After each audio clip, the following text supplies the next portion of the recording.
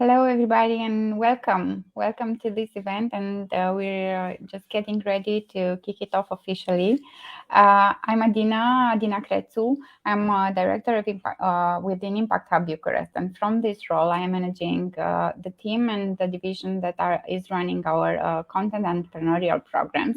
Today, I will be hosting an event, part of one of our programs under Startarium's umbrella. So I hope everybody can hear me right and see me for a few minutes. It's just going to be me on the screen, but everybody's ready to step up on stage and host you for this evening. I will start. Please, let's just start going a little bit through the presentation. Thank you. As I was saying, for this webinar today, this one is a part of a bigger program that we have been running for the past month and throughout the year, actually.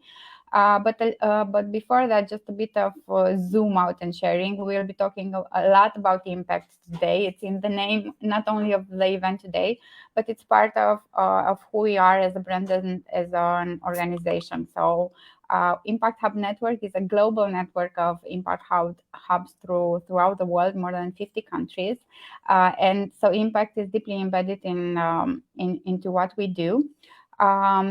We have been as Impact Hub Bucharest, we've been on the market for more than 10 years now, and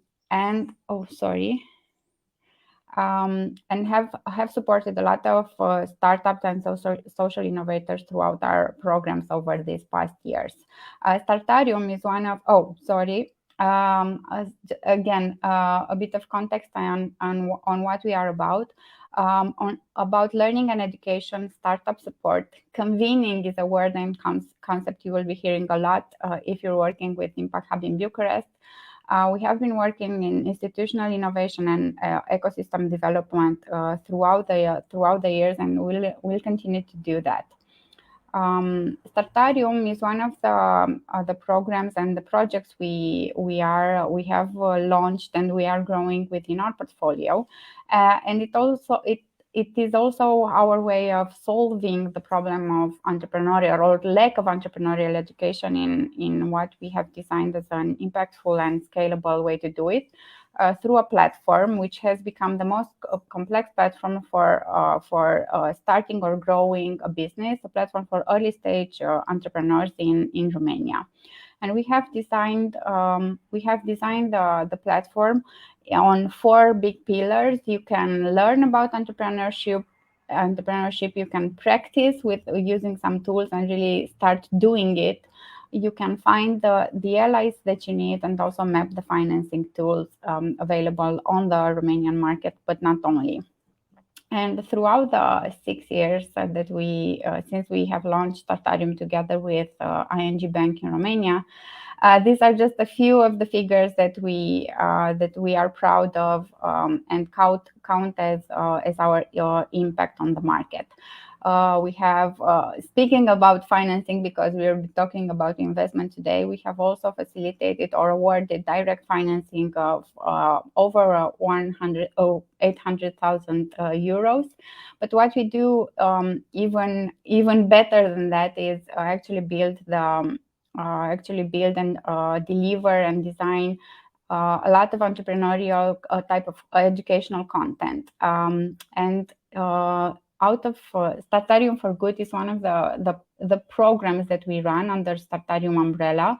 So apart from the digital platform, which is available throughout the year to everybody who can access it online, we also do programs. And this one, I will take you through its main pillars just very briefly.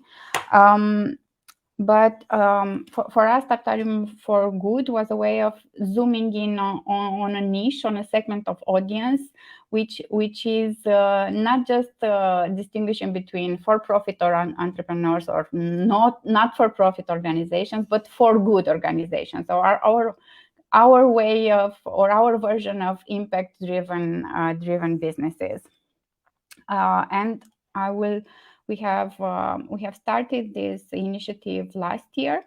and it was built on 3 big pillars. We have hosted and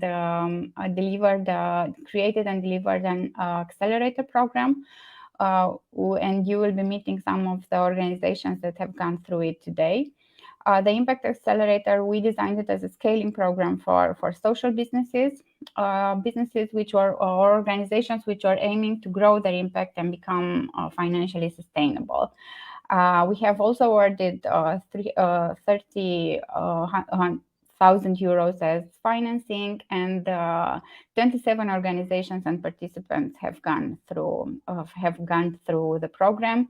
10 of them pitched to us, and 4 of them were winners. And the winners you will be meeting later on today, they will also be pitching again for you to see and how they evolve, but also to maybe find additional support and opportunities for them.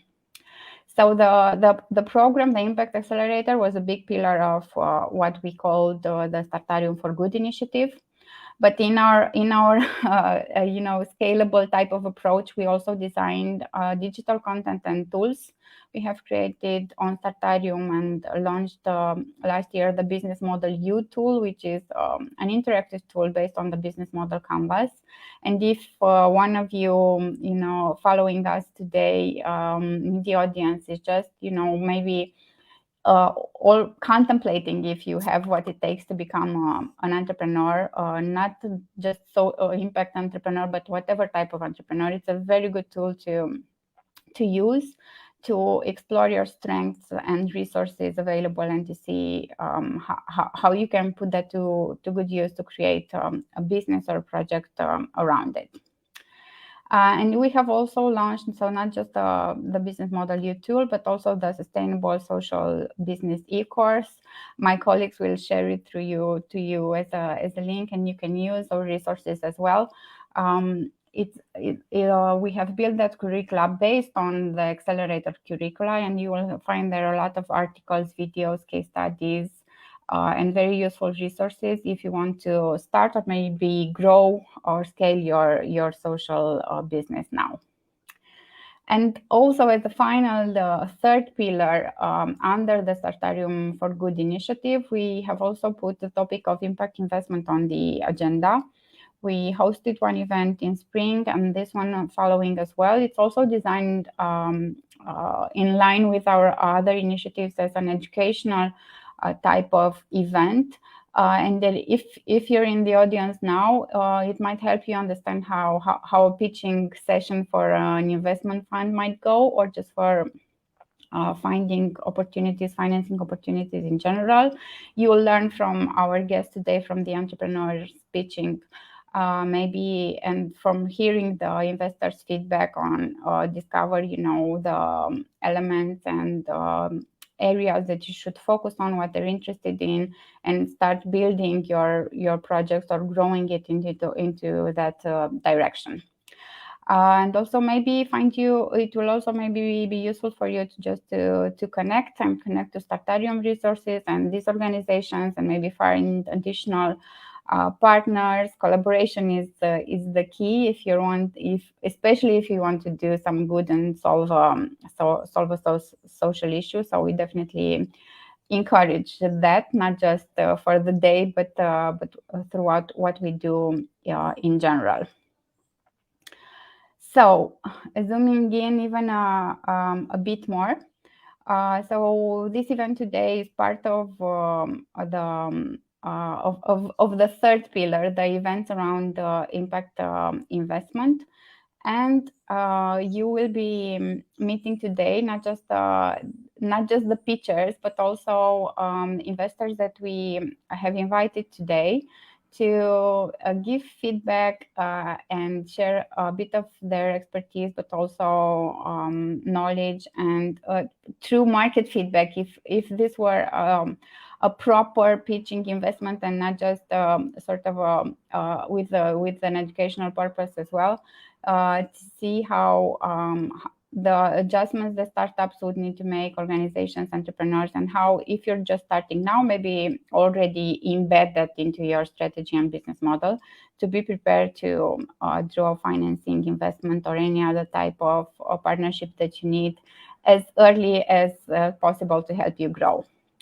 So just preparing to say hi to Ilinca, Andrew, and Gerge. I hope everybody is with us. I can't see you yet, but I will be inviting you also to just say hi and briefly introduce yourselves.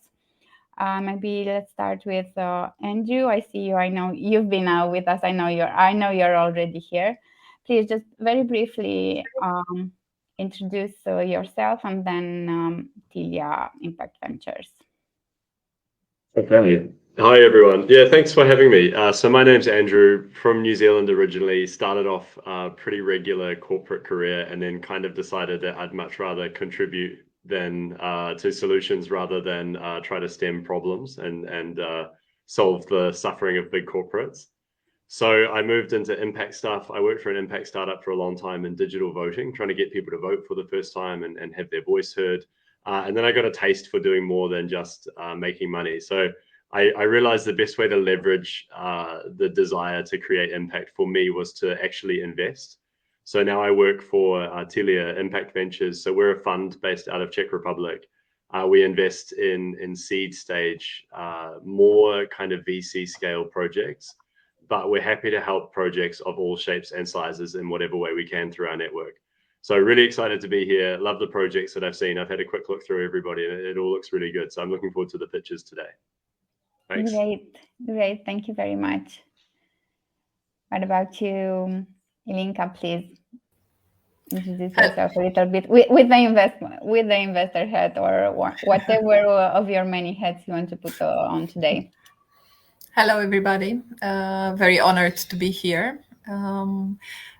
Lately, yes, I founded Brava Angels, and I'm very happy to be here in this jury, looking at startups that are building for good solutions. I come also from corporate world and then entered education in entrepreneurship. In a business school, I'm a coach with the Entrepreneurship Academy. Also work with the startups as an investor, business angel for several years, and seeing this gender gap between females and males in the venture capital market, I decided to support female founders more than anything else. So I founded Brava Angels, which is basically a community, and we invest in pre-seed, very early stage, scalable businesses with at least one female co-founder. And good luck to everybody pitching today, and hope I can contribute to their solutions. Thank you. They're definitely matching the segment, all females pitching today. Thank you, Ilinca. Welcome, George. Should I call you George? I see that's how the name you put on screen to make it easier. Welcome, George. Nice to meet you. Nice to meet you all. Thank you for having me. Sorry for being a bit late. To join the introduction round, I'm a founding partner of the Impact Ventures Hungary, which is like an impact VC fund that focuses not just on Hungary, but the CE region. Quite familiar or approximately what Andrew does at Tilia. But in terms of my background, I've spent better half of a decade now in VC and in tech investments. I have a business background, but also I'm a psychologist as well, which kind of pushes me towards social projects and more in depth in terms of academic evidence and the way that life can be improved in so many ways. So with the wave of so many green projects coming in, I'm trying to stand on my standstone of social projects, and I'm super interested in the pitches, seeing many deep impact opportunities here. So looking forward to hear you all. Thank you. I couldn't help but noticing, okay, I'm from the organizing team, so I did know that in advance, but we all have impact somehow in our names or background here today. The name of the event includes impact as well. I'm working for Impact Hub Bucharest. Ilinca is also an investor in Impact Hub Bucharest. You guys, George and Andrew, also have impact within the organization name. So it seems like a pretty obvious question to maybe start with. And from me to each one of you in turn, how is it? How do you look at impact, and what does it actually mean for you and the roles you currently have? Who wants to start? Andrew, I see you unmuting.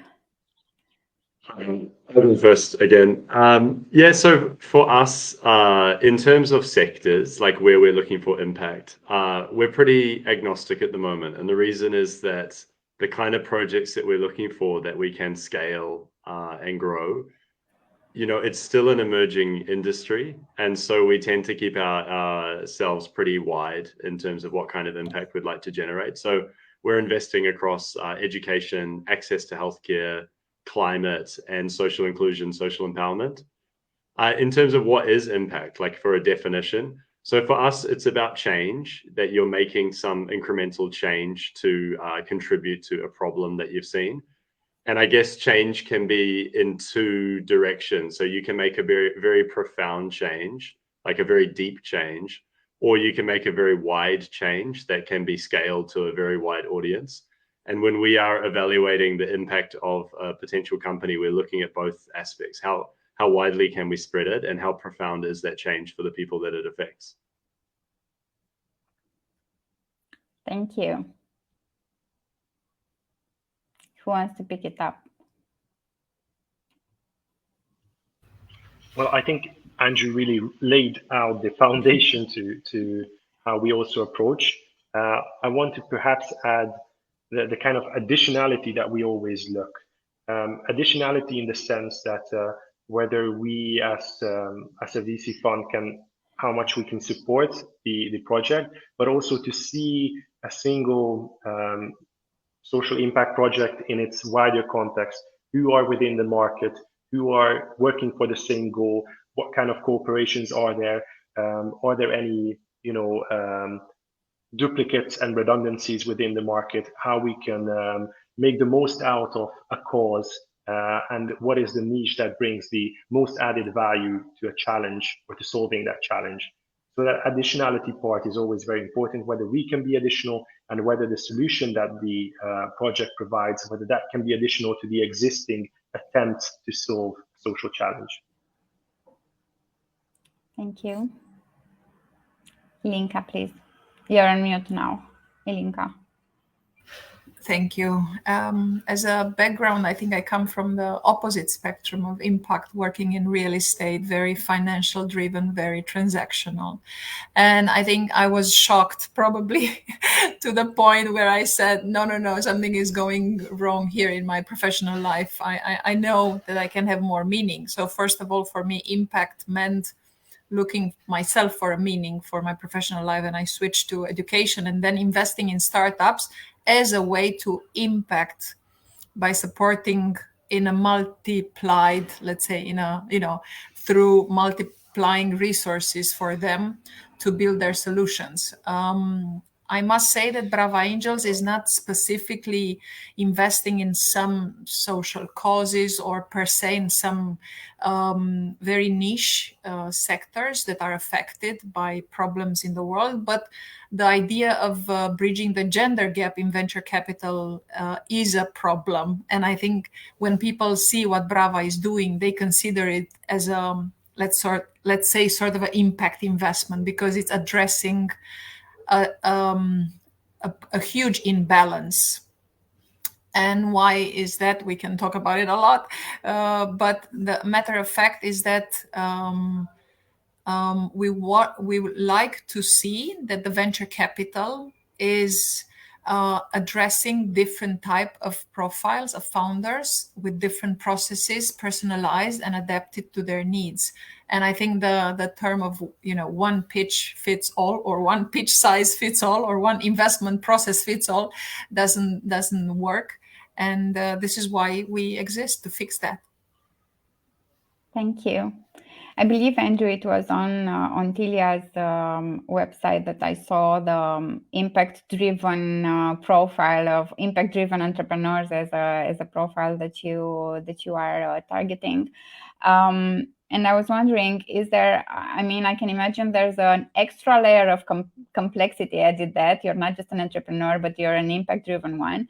But is that also, if you were to look at an impact-driven business versus one which is not necessarily, which hasn't necessarily embedded it in their business model, is there a criteria more important than another, or do you cut more slack, let's say, for impact investors? If they're very impact-driven, you might cut them some slack on other areas. How does that work? I'll take that in two parts. The first part about what are the criteria for what makes someone an impact entrepreneur. So for us, it's about intentionality. So you have to form the company with the intention to solve a problem. It can't really be a byproduct of what you do. And generally, we're looking for companies where their success as a commercial success is very closely tied to their success in addressing the problem. And I guess finally, there's a kind of causality that we're looking for. So we need to know that the activities that you're doing actually contribute to the outcome that you say you're trying to achieve. And this is often where a lot of investments break down that we look at. So the activities that they're doing don't really have a causal relationship to the problems that they're solving. And sometimes we have to speculate on that. If you talk about cutting slack, we don't really cut slack. It's not like we're willing to lower the bar for, I think that great founders are in the impact space as well, and there are great companies coming out of it. So it's not that there's any lower bar in terms of the quality of the company. But where we would maybe cut some slack is we have to sometimes speculate on the causal link. And this is true with really innovative stuff. So the causal link between the activities and then the outcome or the problem that they're trying to address. There might be limited research, or it might be a very IP heavy, intellectual property heavy company. And so that's probably where we would make some concessions or take a bit of a gamble on the impact. Thank you. Maybe also as a contribution from our side is at the Impact Hub Bucharest, and how we're trying to support the launch or growth scaling stage for more impact entrepreneurs. We are doing it for more entrepreneurs in general in Romania, so we're still a bit low in numbers in general. But we do see it as these days it's a great opportunity if you do consider becoming an entrepreneur. Why not solve a problem as well? So the distinction maybe shouldn't be there as well. It's also a very pragmatic way to sort of ensure you already have a market. If you don't have to invent the problem is already there. You just have to look for it, define it, and then build a solution for it. But it's also how we see how things tend to move organically anyway. So the new generation of entrepreneurs is more naturally skewed in a good way towards impact-driven startups. How we worked on it, or how we're trying to solve the problem ourselves, is we've kind of been working on both ends. So let's say that for-profit entrepreneurs or for-profit startups, or however we want to call them, classic startups, we're trying to teach them a bit more about what it means to add or maybe reshape, if there's anything that you need to reshape within the current business model, to add a sustainability or an impact-driven factor to it, and preaching that as much as we can if your business is already in the market. But also on the other side, for not-for-profit organizations, we have been working a lot with NGOs, and the organizations you will be meeting today as well also have this type of setup, or a mixed or a hybrid type of setup. And we are trying to also to infuse a bit more of entrepreneurship and general business skills or know-how or way of doing things into the not-for-profit sector as well. So we're kind of moving at both ends because there is still a very big distinction between them, and we're trying to not make that distinction as relevant as it is now. So the organizations you will be meeting today are in this stage. Some of them also need, and not just the ones you'll be meeting today, but also the ones following the event today and in the audience. Maybe also to try to point out if they're still at the stage in which they haven't designed their organization yet. They don't know if to start an NGO or a for-profit, however it might be called within your countries.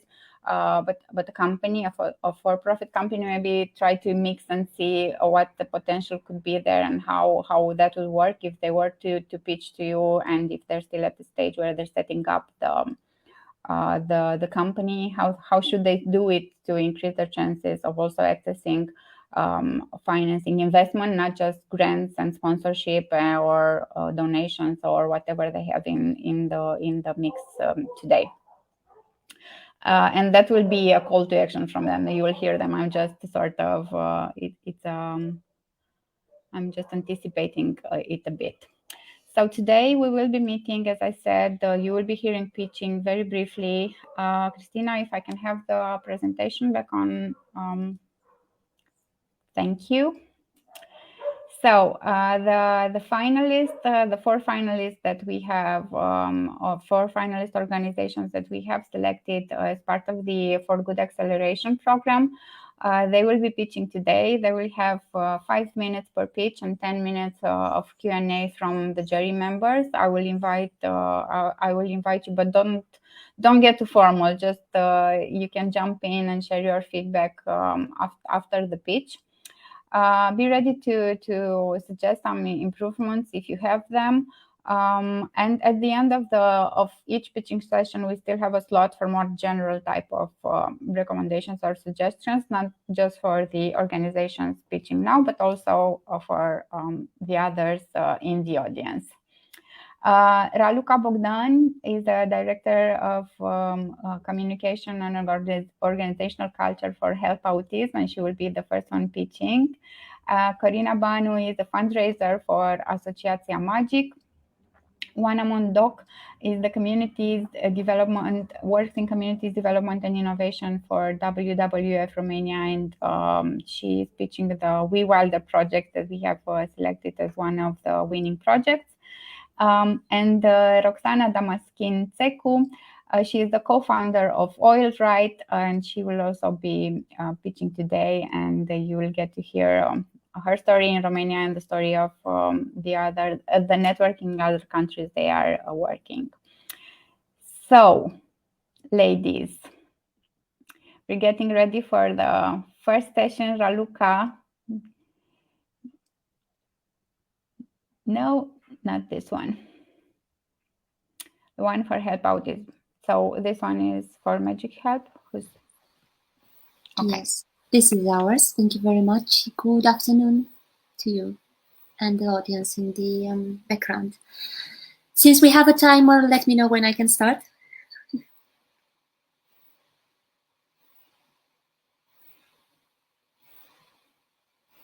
Okay, thank you very much. My name is actually indeed Raluca, and I work for Help Autism, but actually today I have the privilege to be the voice of thousands of parents of children and adults with autism, not only in Romania, but worldwide. Children and adults who do not have real access to education, healthcare, and job markets because of lack of training. My privilege today is to present you a product, Autism License, or in Romania, Permis în Autism, that can help us correct exactly this, the inadequacy between rights and real integration of people with autism.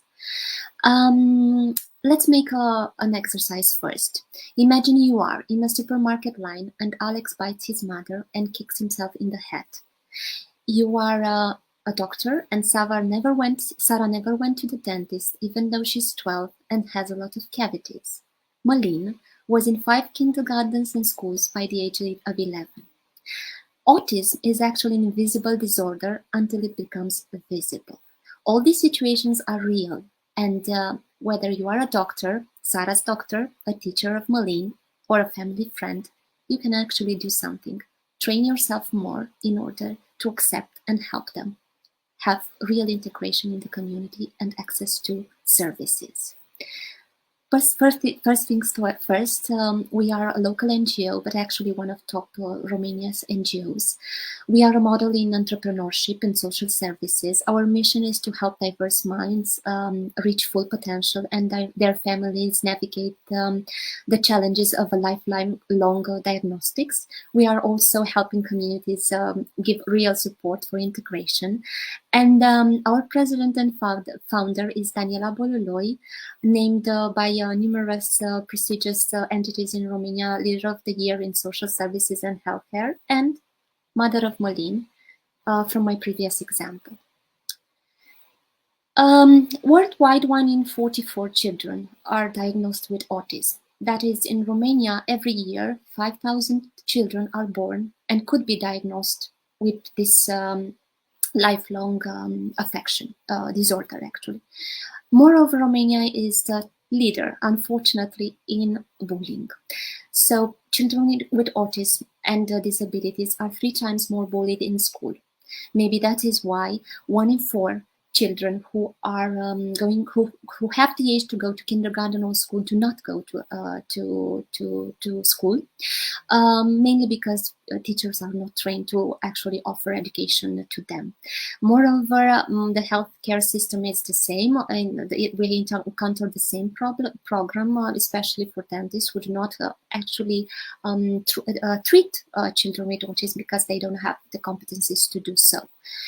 If we move forward by their life span, we encounter adults who do not have access to jobs. Only a bit of them, so 1% of them have a job, and this is linked to a lot of more healthcare issues developed by adults with autism.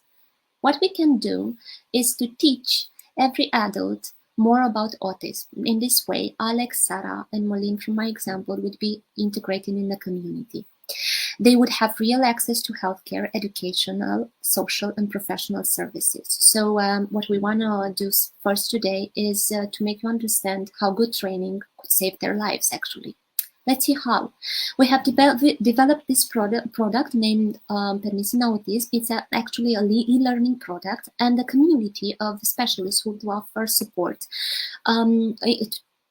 to professionals in real-life situations. Our promise is that we will help you navigate through the universe of autism spectrum, understand how to educate, treat, and support diverse minds.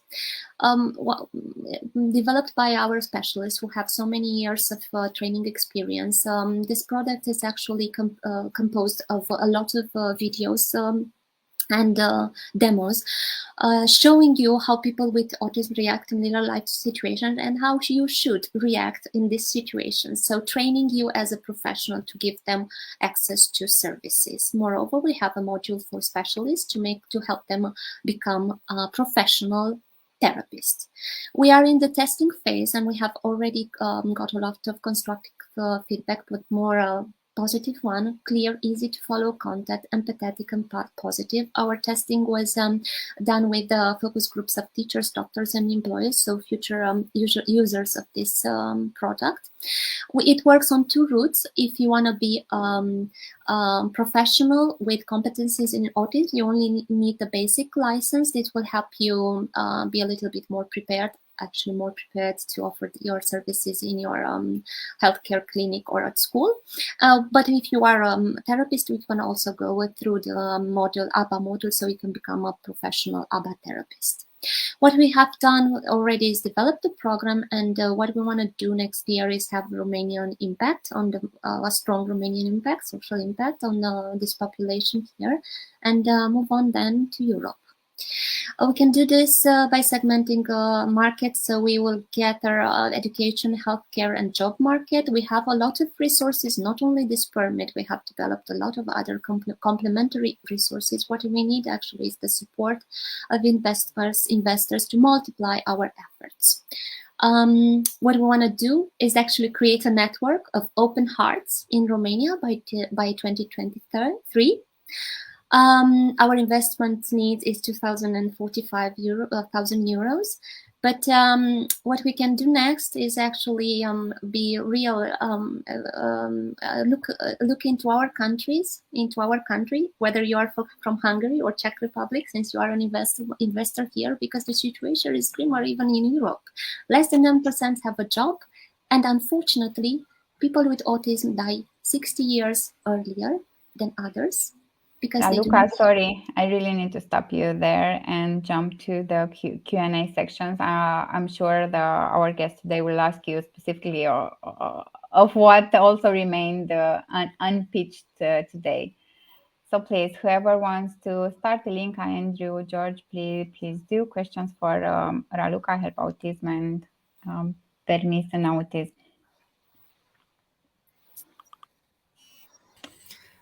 Hi, Raluca. Congratulations. And I loved your passion, clearly, for the topic and closeness that you are with the kids and the cases. I have a few questions. One would be, with this kind of money, because we didn't get to cover the details of the plan, and I want to give you the opportunity to do it. How many, let's say, ABBA specialists or quick one trainings, how do you call them? If I get my permis, my permis d'autism, my permit, so let's say the €5, the track, how many could you train with this kind of money? So 4,500 adults will be trained to offer support. That would mean, for the kind of money we are asking, $54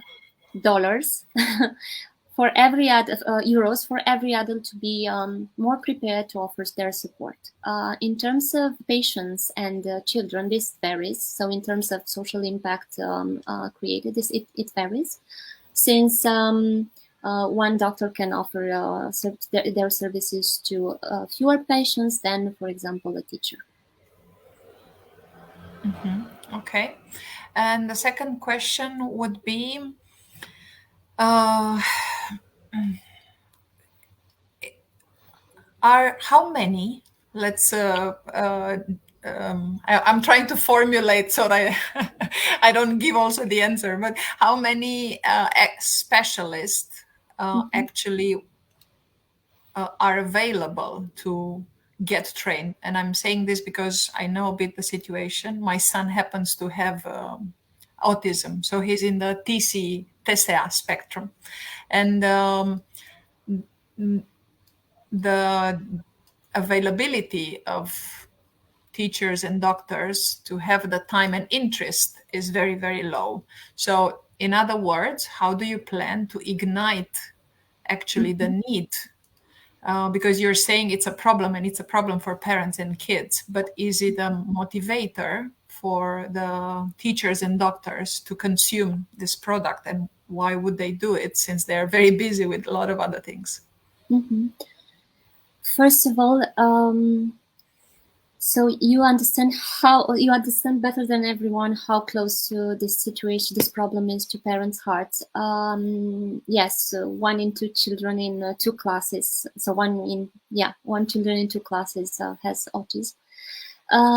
We know that we do not want to go through the route of obligation. So we don't feel that people should be obligated to offer this kind of treatment, even though at an ethical level we know that this is true. What we want to do is go there. This is why we need so much money, just to make sure we go to the clinic, to the hospitals, to the ICU departments, just to make sure that they understand how important is using this very easy to follow product, how much competence they would gain, not only in terms of dealing with patients with autism or with pupils with autism, but also with others. Because, as you know better than maybe the others, ABA is a matter of learning and of behavior analysis. So, coming back to the first questions, how many specialists indeed? This is a very big issue in Romania. Unfortunately, there are so few specialists who actually work now with children with autism. But we do not only do this kind of products, we also do a lot of advocacy. So we are now on the verge of deblocking, I don't know the English words, a lot of money from the state budget. This money would go directly to specialists, and this would be a great incentive for thousands of psychologists who would go through the route of becoming an ABA therapist because they are sure they will be paid from the state funds. So having this incentive and having the training program in the same time, January 2023, I think it will be the kind of recipe that will grow, that will impact the market a lot. Thank you, Raluca. Thank you, Ilinca. George, Andrew wants to go next. If you also have some questions, if you only have comments, we can also share, please. I had a follow on from what Ilinca said. So how are you able to show so far from the work that you've done in training people that there's a clear link to some of the problems that you highlighted? So you highlighted bullying, exclusion from school, and are you able to show that the work you do can directly improve these outcomes? Because it's kind of to the causality thing that I was talking about earlier. And from an investment perspective, but also probably from a customer perspective to sign up for these courses, it'd be really nice to show some clear outcome linkage. Mm-hmm. Mm-hmm. So we have 12 years experience in this field. We have trained so many teachers. If you do not go there in the classroom and in their schools to train them directly face-to-face, like face-to-face offer them actually the support and coaching, they will feel like they do not have the entire knowledge to do so. But the basic knowledge is this, this permis în autism. They want the basic knowledge, but they also want the coaching. This is why we need the money, because we want to make a task force to do this. So in their classroom or in their healthcare practices. The link is we see. So we have 600 children in our NGO. We have encountered so many situations, but they all sum up to this. I was kicked out of school. My child was kicked out of kindergarten. My child did not get to be admitted in the kindergarten because the teacher does not know how to teach my child. I have never been with my child in an OR or in the hospital because he screams, or she doesn't know how, and the medical healthcare personnel kicks us out. So these are real problems. We actually have a study done this year with parents in Romania who have listed in the top 5 problems that they have encountered. 4 of them are linked to not being understood. So 4 out of 5 problems families have are medical doctors do not understand autism, and they do not know how to treat my child. Educators do not know how to integrate my child in a classroom.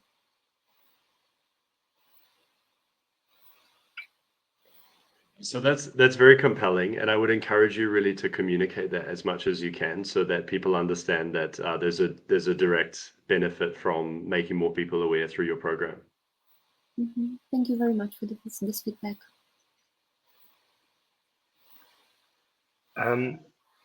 Well done, Raluca, for kind of portraying the problem and the solution very clearly. I think it went through very well. To join Linka and Andrew on their proposition on the social impact approach and measurement, I'm completely aware that the ABA therapy it's very much researched, and but more on the aspect of having like a monthly 10 hours of ABA therapy or 40 hours of ABA therapy, what kind of outcomes they do in terms of learning outcomes and integrational. But what you're kind of proposing is to have that kind of knowledge available in a classroom, available at a service, and just have more accessibility to these. It's not necessarily a developmental outcome, but more an accessibility outcome. Yes. I think it's worthwhile to reach out to these researchers to ask what kind of programs and initiatives they have, because they might already know of outcomes and projects that they've tested before that could also help you kind of supporting your evidence.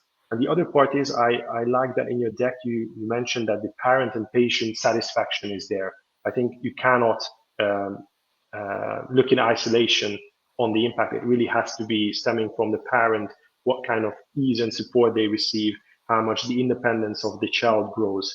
Do you have any means of testing that or asking for feedback, satisfaction surveys, or so on? Have you already tested that? Do you have the tools to kind of follow on that? Yes, as I mentioned, we support 600 families, and we will start with them.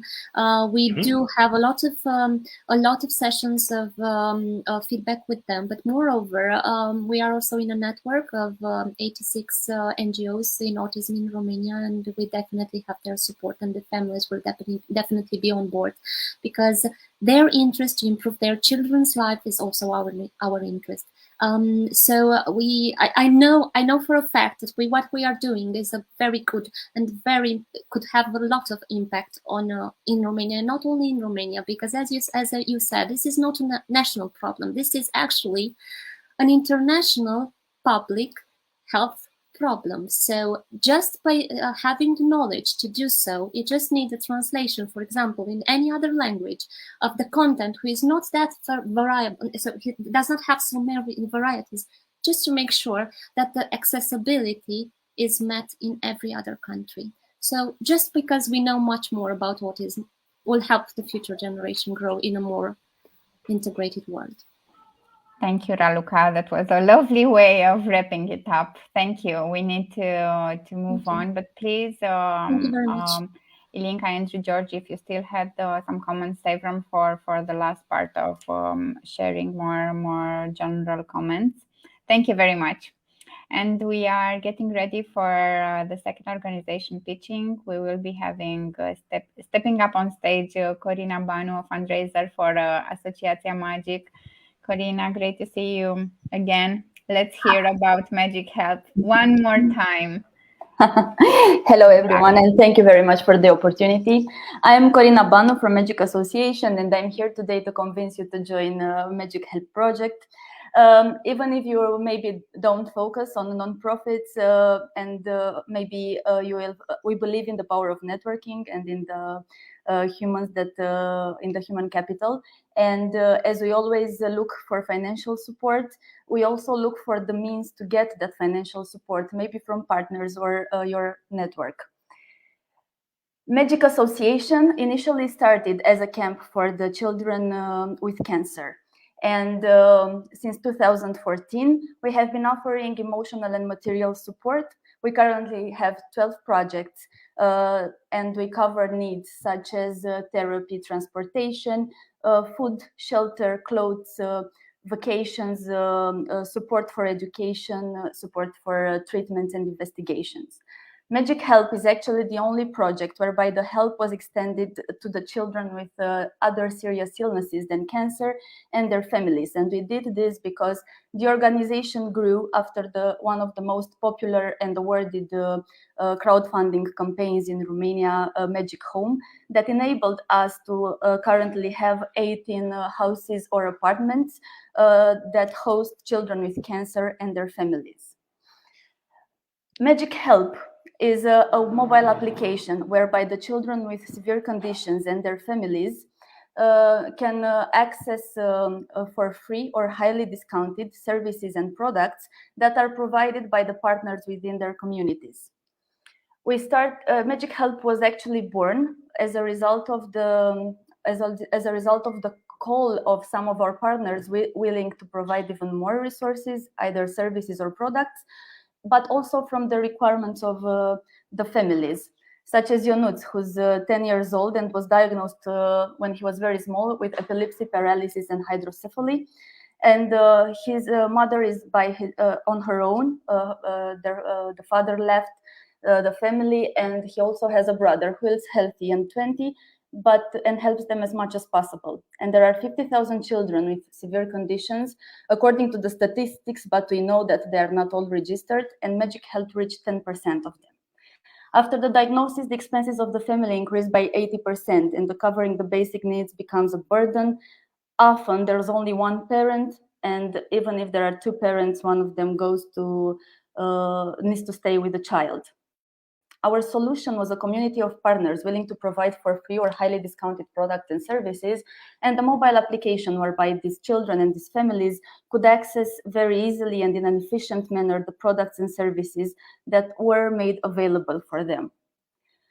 Our main objective is to decrease the financial pressure of the family and to improve the quality of life by enable these families to get services and products that they wouldn't get because of the lack of money. We also know that there's a power within the community because of all our other projects, and we want to gather the partners, the volunteers, and also the families and engage them to get even more in-depth support.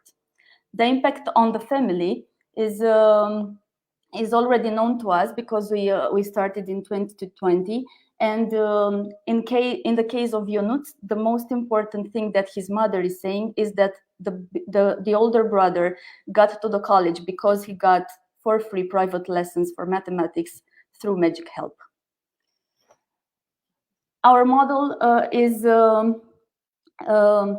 quite popular for an NGO in Romania. We get only private funds from the companies or individual donors, and we assume to the Magic Help team and that we would mediate between the partners and the beneficiaries. We already had access to the families, and we also had some access to some of the partners, and we decided that we would develop this network of partners and get for free or discounted services and products, put them into the application, and make it easy for the families to get. Here are some happy faces after getting the products and services. So we managed to reach about 4,000 families, and most of the children have cancer and autism, but also there are some other severe conditions, and the distribution is quite equal between urban and rural areas. In terms of partners, we provide about 1,000 services and products per month through 500 partners. And the main trigger of the application is the complementary health services. So not necessarily the main treatment or therapy of the children, but the complementary ones, such as dental services, just to give you an example. It's not such a good distribution over here because most of the partners are in the cities, and because for us it is easier to reach the cities. In 2019, we identified the need, but also we started to look for the financial solution, and we reached the partners. Then between 2020 and 2021, we created the team, developed the application and the processes, developed the partnerships, and started to validate the beneficiaries and help them getting familiar with the application. Corina, I will need to stop you right there. You can leave this slide on the screen. Okay. If our guests for today have questions precisely on the timeline and the product roadmap so far, we can start with that. So please, Ilinca, Andrew, George, whoever wants to step up and have first questions for Corina. Yeah, we're starting really heavy today. First autism, then a lot of sick kids in Romania, unfortunately. I would like to maybe help Corina just finish. I understand there is a plan for the next 2 years and there is an investment required. And can you finish up in a phrase what you need now? Yes. And for what? So we believe Magic Help has a lot of potential to scale.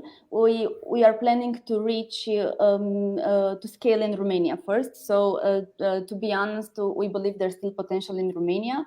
And we want to do this through investing into a bigger team and communication tools. As an organization, we never did that. We didn't use social media campaigns so far.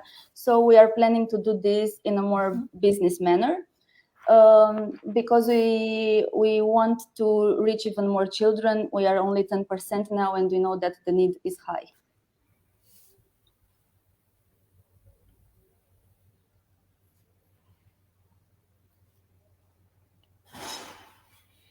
And what is the budget needed? Did you say it and I missed it? Yes. Or? No, this is the budget. We already started to pilot a more in-depth impact, meaning that some of the children that get therapies and treatments in time, if they're very poor, for example, if they get certain treatments and therapies in time, they could actually become healthy in case of neuromotor diseases, for example. So you want to get another meaning to scale is in terms of in-deep impact. We want to get paid services, medical services for these children, where we can see the opportunity of higher chances to be healed. So it's resources for the family to live, and then medical treatments offered very discounted for probably some of the cases. And with this budget for 36,000, right? That is their total. How many kids are you able to, let's say, serve? So we currently have 4,000 families, and we are planning to double within Romania. But we also want to provide to get partners abroad in the countries where we know that children are going for therapies and treatments abroad. So we still want to serve them, but even more. And sometimes we will need to get paid services because people, even the partners, cannot afford to provide the full amount. Okay, and it's sorry, Adina. Only 2 minutes left for this part, please. For the questions. Yeah, time my flew. God. You know, yeah. 5 minutes for such an important problem and solution. It's like an ordering app, and you do the operational offering of the services. Exactly. Is this correct? Okay, yes. Good. I'm clarified. Thank you. A quick question to jump in. Sorry.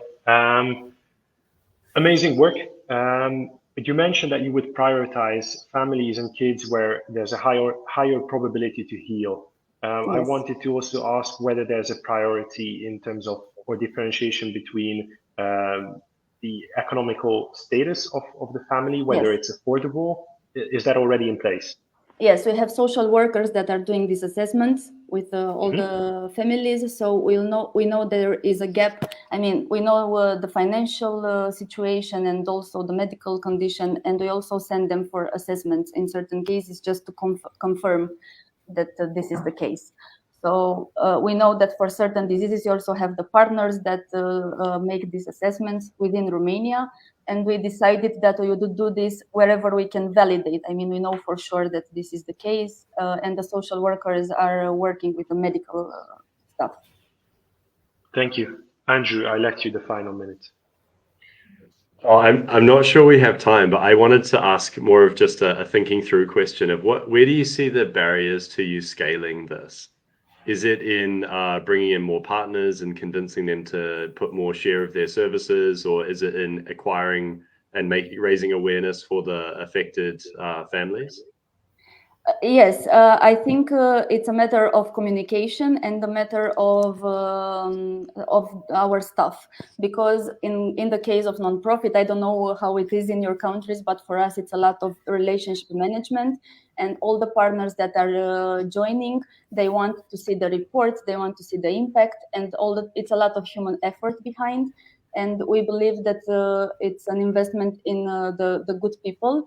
On the other hand, us as the mediators, we don't have so many people. There are only 3 working now on the partners, on the beneficiaries, and the call center. But in order to scale, we would have to have an original approach and focus on those communities better. And I would also encourage you to try to fit the CSR strategies of bigger companies, because I know that when I was doing NGO work, that was kind of the missing piece of the puzzle, is if you can nicely slot into their strategies, your life becomes a lot easier. Yes, thank you. Thank you so much. We still have 4 minutes, I think, or 3 minutes. So Ilinka, if you had another one which you didn't have the chance to pick it up. Thank you. I was actually kind of thinking while Corina was answering at these applications, which are not taking the CSR route, but rather the corporate need to solve some of their own, let's say, products that maybe are close to expiration. Yes. And, you know, Up is a good example. And you don't need to do any report. Let's say you are Carrefour. No, it's not CSR money. It's so I'm thinking or hoping that if you dig up corporates which have a certain product that maybe they have overstock, maybe they need to push into the market for whatever reason, and don't talk to CSR people, talk to marketing or product development people, which are much more, you know, business oriented. They don't need to ask you all the CSR reports, but rather the operational part, and they can actually help you deliver the product even faster and better and easier. Maybe that's an easier approach. It's kind of a feedback, not a question, but something to think about. Yes, thank you. It's actually a very good point, because we already had some partners having this kind of situations. So, for example, Bolt Food would give us food that is about to expire, and we would get it. It was just a technical thing that we wanted to accommodate within the application, but it will get solved. So basically, we are already doing this because we had the partners from before. So yeah, it is one of our objectives to efficiently use the resources within the community and to prevent waste also. Okay, thank you. Thank you. Thank you. Any one final questions which can fit in a minute? Yeah. Please. Yeah, I have another one. Did you try to create some sort of an algorithm for predicting needs and kind of make categories? It's like saying this is, you know, more of like a package, rather than select from 50 or 100 or 200 needs, come up with the most sought after, or the things most in need. And then you can have volumes, and then you can have bigger discount. It's like predict a bit ordering system. Yes. and build a... Actually, only now after Startarium, we decided that we would do some regional approach and identify needs according to the region, because it's very different even within Romania. Yeah. And it's according to the type of the families, because some of them have a better education, some of them don't. So we want to have from now on this regional approach and identify needs, and then target the partners like that. And even use the families telling us where they would go within their community, so that we could go directly to the partners. Good. Thank you. Thank you, Corina. Thank you. Moving on to the third pitch of the day.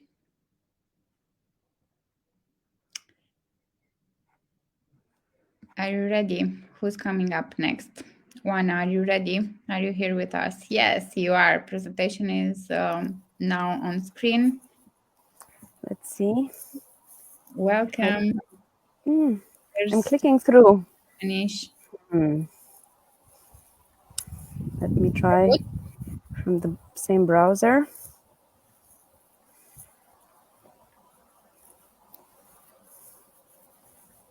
Can you move All through right. it? It works. Wonderful. Hi, everyone. I'm speaking to you from Wee Wilder campus, where the frame you see here on screen is now a springboard for sustainable living and doing. I'm Juana, and I'm representing WF's innovation arm called Panda Labs. I coordinate our work to create a nature-based economy in Armeniș, a village in the southwestern Carpathian Mountains. It all started with bison rewilding 8 years ago. Now over 120 free-roaming bison are here at the foothills of Tarku Mountains. They are a landscape architect and a keystone species for ecosystem restoration and a poster child for sustainable development in the region. It's still not moving.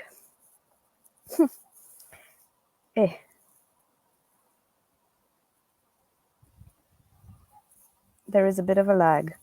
Well, I can tell you that the southwestern Carpathians, which are 1.5 hours away from Timișoara, is the largest wilderness stronghold in the European Union.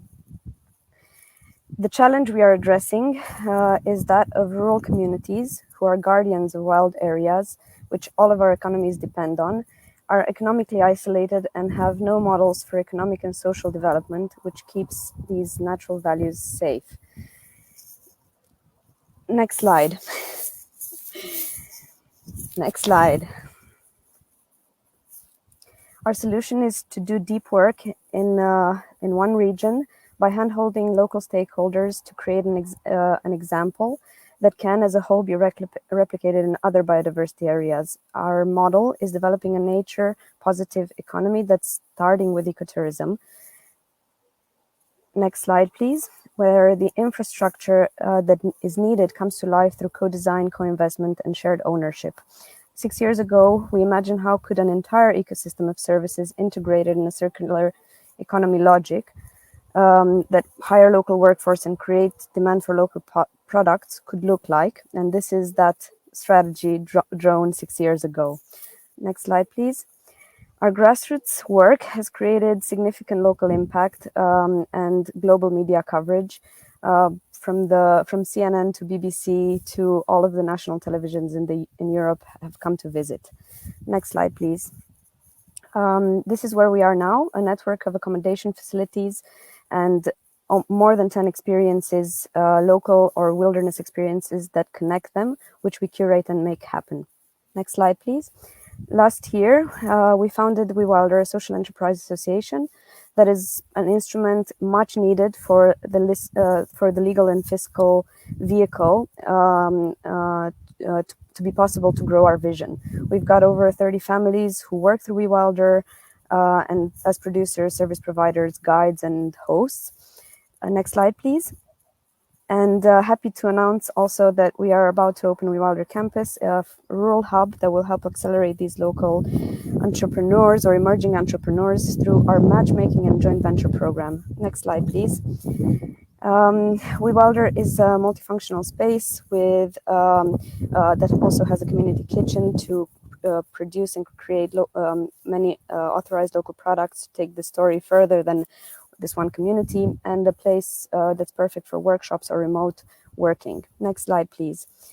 We went through a prototyping phase of this idea of building spaces that create economic opportunities, and have worked in a design and build method to create some really exemplary projects that have won many architecture awards, 2 of which you can see here. Next slide, please. We are managing this kind of design and build process by a chain of collaboration with different disciplines, and we are acting as the agent promoting sustainable building, eating, and living practices. Next slide, please. At the start of At the start of the next year, next slide. We are about to build Shaika Hut, another joint venture where, next slide please, where a local family has invested 10,000 euros and we have recruited an additional investor from Germany to double that investment and basically creating a new unit that will complement the existing ones, which is estimated to generate about 15,000 euros annually in revenues. Next slide, please. And our recipe for growing this microeconomy that is nature-based in this beautiful rural area is based on facilitating these joint ventures between private investors and local opportunities, and of course testing different governance models to really spread as a circular, nature-friendly entrepreneurial network in this area. So, now please, thank you. You can breathe in. Yes, we're ready, and thank you. You did well. Well, with the next slide, please. It worked. It's okay. Okay. You subtracted those minutes, right? We did cut you some slack there. Speaking of cutting slack for social entrepreneurs in the time area, we can be more generous. And okay, please. Maybe this time we start George, Andrew, Ilinka, and allow we have 15 minutes for the Q&A part, please.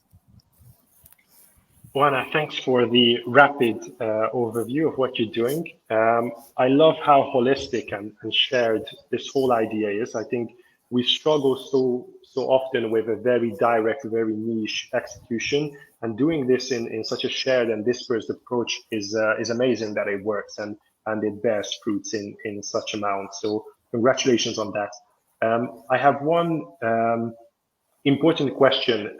In your mind of building these spaces that are joint ventures and building economic opportunities, what are the most scalable solutions? Is it hospitality? Is it like, what is the best example that you would use again and again to make the most out of this approach?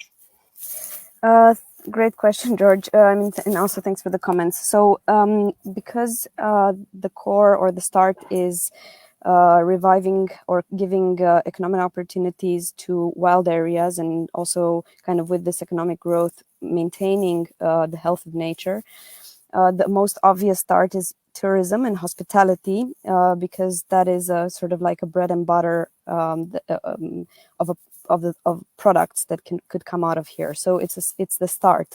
But I would and of course Romania and Eastern Europe and other places in the world that still hold these values are rarer and rarer. Now, to be honest, you need to start with places, spaces, accommodations to bring people here. These need to be built or developed in a low impact format. But what we've noticed is that since we've started creating experiences and creating different spaces, there has been demand for many interconnected services. So next year, a couple of locals are really rallying up for us to start a brewery. Another local family has just yesterday received some seed money to start a bakery, which was also a type of service that was emerging as a need for all of these different other enterprises that we are operating. And I have to say that a transport company is emerging as another let's say enterprise that services all of these different ones. And a laundry service, which is a bit crazy, but yeah. So this said, all of these different connected opportunities are also reflective of things that we need anywhere. So to be honest, I would say that it's services that for living. Thank you. I was interested whether the agro-tourism part is kind of growing into something that can be transported to also the cities and kind of bring the traffic away from these wilderness areas. Like, if you have that brewery and that is something that you can take to ruin pubs in the city, then that is something exactly. that brings in the money that is and leaves out the intention. people.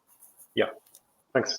But what can be exported as well is how the brewery is operating. What happens to the wastewater, and this is where does the packaging come from? And exactly. In us curating or sort of holding a high standard, that sort of recipe could be exported for an entrepreneur in a city who wants to start off his own brewery. Thank you so much. I might jump in. So I really love the impact metrics that you stated, your impact in 7 years, etc. I have to say that really stood out for me, and it was very clear and compelling. It's an incredibly ambitious idea to be a central planner for such a kind of microeconomy. And I wondered, and this is more of a clarifying question for the business model, is what's your role? I see that you're an orchestrator, but what's your kind of financial risk or like responsibility or role within those joint ventures? To be honest, we are the signatories of the different impact loans that we have received already. And due to the nature, I guess, of our track record, none of them have a guarantee. So it's just the numbers so far that provide the sort of security, or it's a high risk investment. But the previous two are working out well, so that's where we are. And we're kind of in next stages of trying to formalize this even more. We are dreaming of maybe setting up a platform that has some sort of automation happening between different opportunities being raised, automation in terms of kind of keeping a record on the money, public or direct to the investors. And when we get to that stage, and I hope we start work on it next year, I think there needs to be more thought. But otherwise, I think people are investing in us and our track record. So, and yes, the risk is, I would say, on me and the team. We are sort of liable for everything. It's quite an interesting idea, though, that you can diversify the individual project risk across, so one investor could take a kind of diversified portfolio of different projects that you provide. And I think that's quite interesting because it lowers the individual risk of each project that you're doing.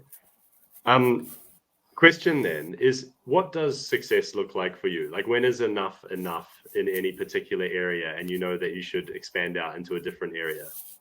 When more than half of one community is in some way involved in this pluria or network of initiatives. Because that's a sort of a majority, a force that can keep things going. And of course, once I would say local leadership is really into place with all the operations, and in the case of this community here, we have a heir who is very, very competent, and he's emerged. I think took about 3 years to get a local to really stand up and manage anything that myself and Alina, my colleague who's also on this call, is taking care of everything. I mean, we are complementing each other or taking each other's spots. So strong local leader emerging and half of the community having some sort of involvement. So am I right to say that maybe the end goal is that it doesn't really require your involvement so much? You kind of give it back to the community and it runs itself? Okay, good end goal.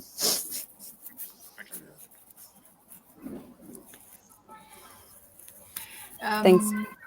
If I can jump in, I have this thought about scalability myself also.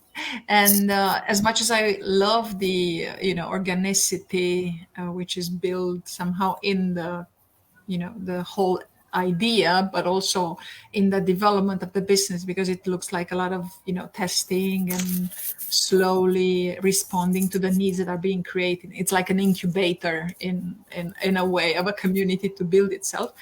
I was thinking whether you thought about creating an education layer so that this community teaches other community in a maybe faster, more productive, or somehow incubate other incubators. We've only briefly thought about this, and in the sense that we have a community in Maramuresh, so another region in Romania near a virgin forest where WWF is working, has shown interest that they would like to sort of start something similar, sort of replicate the sort of network approach on different initiatives and so on. And we have planned something of an exchange of experience for next year. So we haven't had the brain space to formally think through of a curricula in terms of education, but we've thought that the start of their wish for our thinking here to be multiplied there would essentially would have to start with an exchange of experience with locals here, because they are the voice of what's happened to them, and they are those sort of that can transfer the trust, and how hard it was for them to believe us or whatever at the beginning. But we didn't get a chance to think through of a curricula, but the intention is similar. There. And last question quickly. I think Andrew asked you what would make you happy or successful, but I want to ask from the community point of view. Could you, let's say, formulate very specific objectives that the community would create for themselves? Is it money? Is it sustainability for their families to, ongoing financial independence? What can a community in 5 years be or get or obtain? I found out recently a deeper reason than money in an interview from some Italian television of some locals, which is for their young, promising kids, those that have cool jobs abroad, to come back, to have something so cool here that they would come back.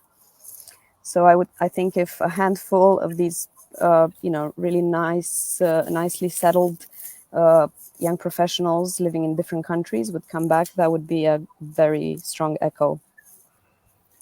Thank you. Thank you. Thank you, Juana.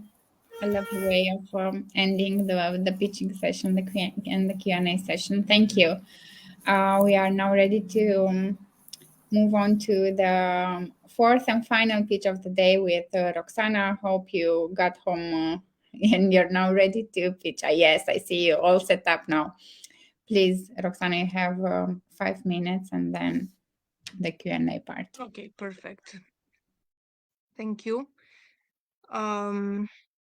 Yeah, so I will start. My name is Roxana Damaschințecu. I'm from Timișoara, Romania, and I'm going to talk about Oil Right. Oil Right is a social enterprise active in the area of circular economy, and it was created with the vision of an environmentally conscious and socially fair world. And in order to reach to that vision, our promise is to facilitate the collection of used cooking oil in Romania, and not only actually, and to do this while also creating jobs for vulnerable persons. And we started with this business model because we wanted to contribute to solving two problems. We can't just solve them by ourselves. They are too big just for an enterprise, but we aim at contributing towards it. And these two problems are one related to the environment, and the other one, it's a big social problem that we have in Romania and also other countries in Central Eastern Europe. The environmental one is related to the pollution through used cooking oil, which improperly discharged can pollute up to 1 million liters of clean water and causes blockages and drainages in the sewing systems, and also damages the wastewater treatment plants. There were some estimates made that roughly €100 per year per household are only the repair costs due to the used cooking oil grease that ends up clogging the pipes. The social problem that Oil Right contributes to is related to the low rate of employment among disabled persons in Romania. Less than 10% of the adults with disabilities in these countries have a job, compared to an EU average of 45%. And in order to contribute to these problems, we collect this oil, which is transformed into scented candles, do-it-yourself kits in order for people to create their own candles. and it's also provided as raw material for biodiesel plant productions. And also another area of impact and revenue generation is education workshops and awareness raising campaigns through that are targeting to companies and schools and after schools and all kind of educational programs. We're active in the market of well-being, education, recycle, and impact, and the enterprise benefits children, primarily children, but also parents and grandparents, persons with disabilities, the employees, and of course the planet as a whole. The business started producing mid-April last year. There are some results to date. And you can see them here on the slides. And we really believe in the scaling potential of the business model. We want to increase the amount of used cooking oil collected in order to reduce the pollution with this type of waste. We want also to replicate by thinking, developing a social franchise model in partnership with Oil to Wax in Portugal and Oil Right Slovenia. The business model exists in Portugal and Slovenia already, so it's all three of us that are doing the same thing, and we want to structure it and to develop a social franchise manual. We are positive about the future sales. There is a trend around the biodiesel market and sustainability. You see here some numbers, and in order to do this, to be able to reach at least the 5 tons per month collected of used cooking oil, the idea would be for us to reach to 5% of the potential market based on market data. And in order to do that, we need 40,000 euros. Most of this amount would go into improving and building in some areas of the city the logistics infrastructure, and we need to strengthen our systems and our capacity to collect. Part of the money would go into an education and awareness raising campaign. We are working with ambassadors, individuals that are active in their own neighborhoods and attract others as collectors. And yes, also some money for the marketing and PR campaign, and to allow us, to give us the bandwidth to develop the social franchising model. Time is up. And just wanted to quickly show you where we are located. Our office and workshop, the place where we collect and produce, is also in itself an element of circular economy. We are located in a space that is built in former maritime containers. And yeah, ready for the questions. Thank you, Roxana. Inviting then our guests back on stage and ready to jump to the Q&A part, the final one. Mm-hmm. Please, who wants to go first? Roxana, I want to clarify, is there, how do you finance now? What is the source of financing? Yeah, the business right now. The business right now is sales income. We also got an award from Startarium. We were one of the awardees. We did not spend all the money of the award. Currently it's sales. And we started with an EU grant for social startups. We are a part of an accelerator program here in Romania. We got the investment to really function for the first year. And also we implemented a crowdfunding campaign before actually launching the production. And we raised around 7,000 euros from, it was a reward-based crowdfunding campaign. So in a way, sales in advance. Okay, but it can sustain itself from the sales in a day, typical is normal day-to-day business. At the current level of operations, yes. But we we really need to grow in order to really reach its full potential, both in terms of local market like Timișoara based and its surroundings, and also in terms of having all oil rights in other places in the country. For instance, like the idea is that as the business grows, the impact grows. It's a linear relationship.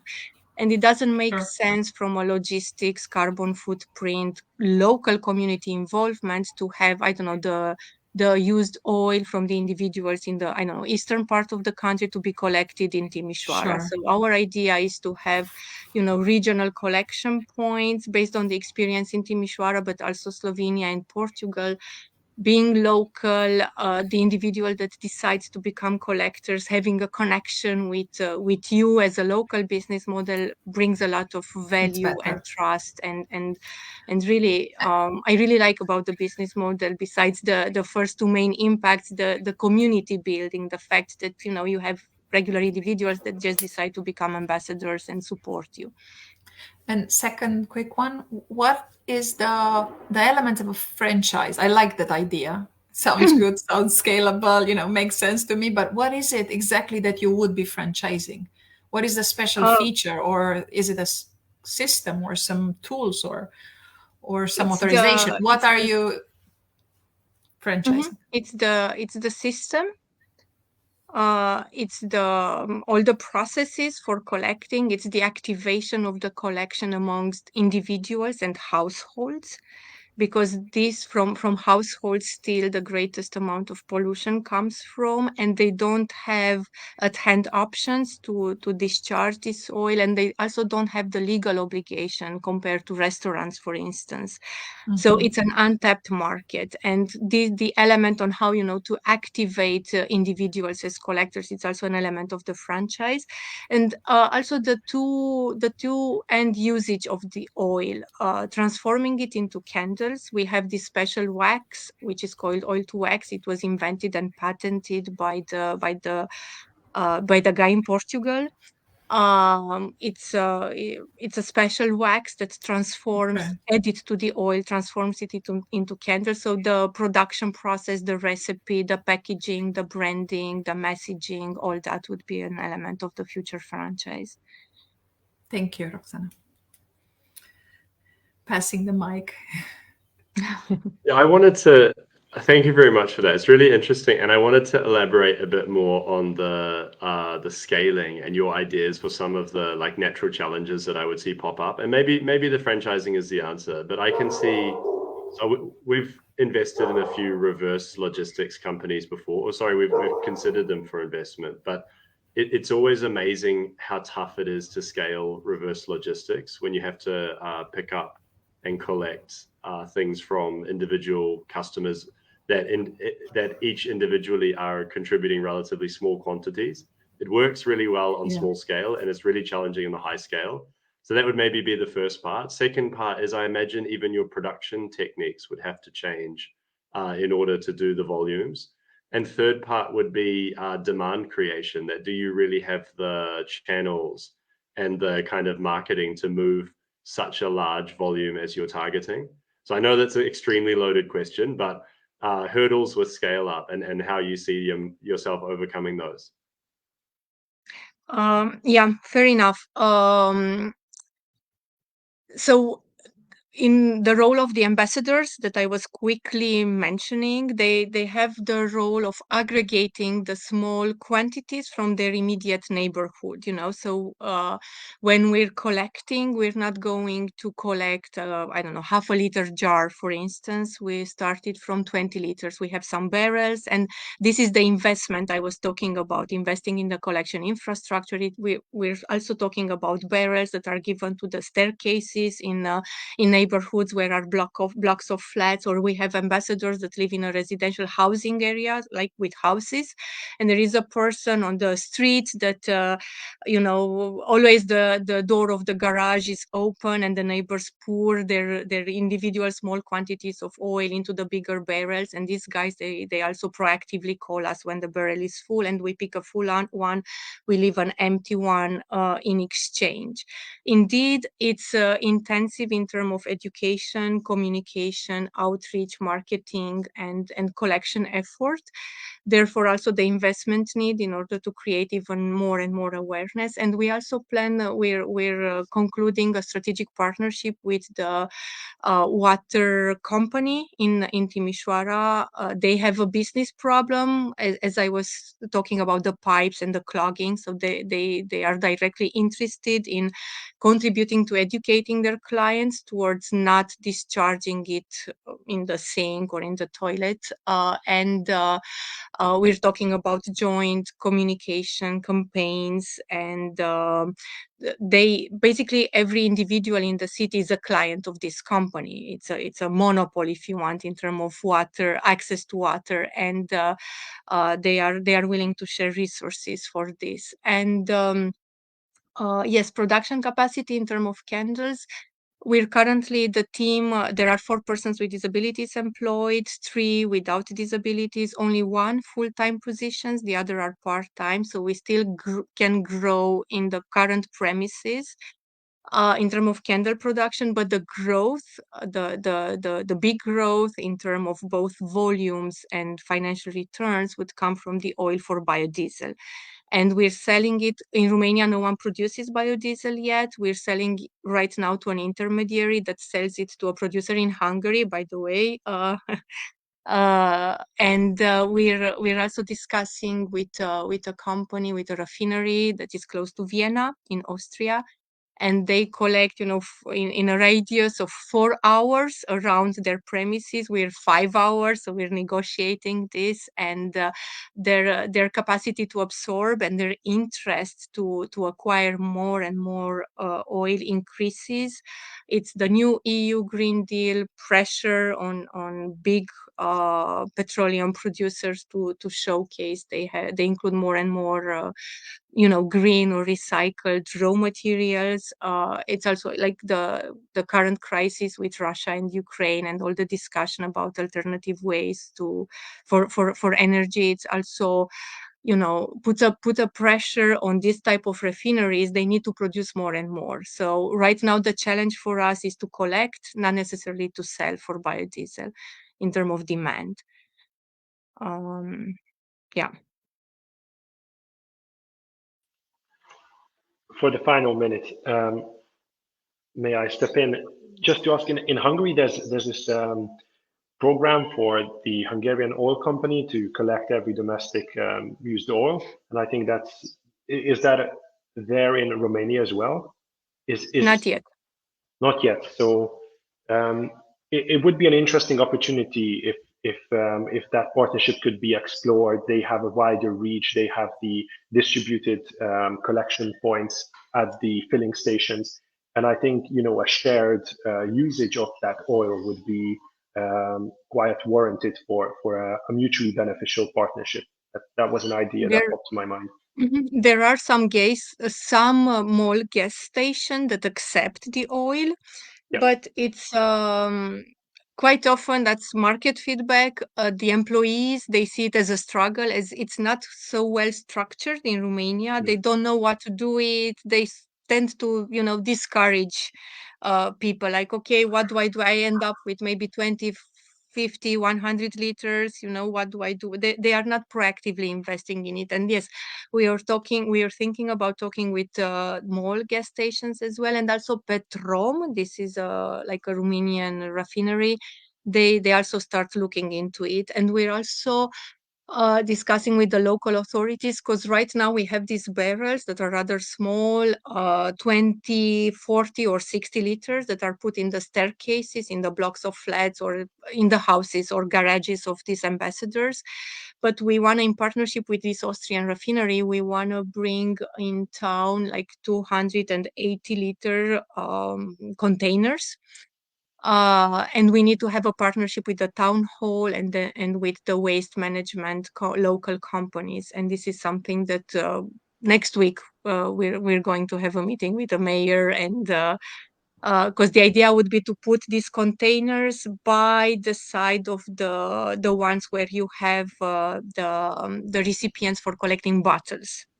there are in specific Thank you. neighborhoods, and to have ours by their side, and to be even more visible and in the face Convenient. of the individuals. Thank Yeah. Thank you, Roxana. Finger crossed for those partnerships to work out. And thank you very Many much. thanks. That was the final pitch of the day. And for this final part, I would like to invite you, Andrew, Ilinka, George, for maybe share a few of the stuff that you didn't have the chance to share. If you have additional on-point comments for each one of the startups, please feel free to do so. But also, I wanted maybe to start first with more general conclusions or comments or suggestions on whatever area really stick to you, or if it's about the product or the go-to-market strategy, anything you noted about maybe the business model or the pitching in itself. Some things that you saw in common, maybe some similarity between the projects. Any comments, anything that jumped out. I will give you the mic to each one of you, and don't stress about the time. We still have plenty, so do share anything that you feel you didn't have the chance to do so. Who wants to maybe start? Anybody? No? So there was this one idea that popped in my mind in not just one project, and that is there's this dilemma whether to focus very heavily on the core solution and the core product and the core activities, and not to lose focus and spread thin the resources. But then again, when it comes to fundraising and partnerships, it's ever so often like a demand to kind of diversify what you're doing in terms of activity. Like in some cases, if you diversify to a certain niche and add one more activity, you are more eligible for CSR funding from your local corporate partners. In other cases, if you try to test a new activity, it might turn out to be more scalable or more validated in terms of the consumer end.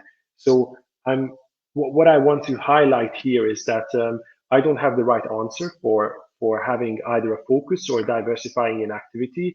And I think it more stems from your priorities. Like if you're you are challenged in terms of human resources, then that might not be the direct way to go. But if you are challenged in finding funding in this stage of your business, you might have to step out of your comfort zone and try something that is more creative, even at the expense of your core focus area. That's just a general dilemma I wanted to bring up and ask actually yourself, Adina, and also Ilinka and Andrew, what your thought on this would be. It might be a terrible advice, so I'm very curious to hear your thoughts also. Thank you, George. I can go next with an observation. And I'll try to answer to George's question. I think as an entrepreneur, investor, I always like to see the focus, and I always like to see the connection between problem, solution, and who's paying for that, as simply put. And I think a major one of the reasons for need for the diversification is exactly that there's not a direct correlation between who benefits and who's paying for the benefit. So the more you need to add on the, let's say, chain of play of stakeholders,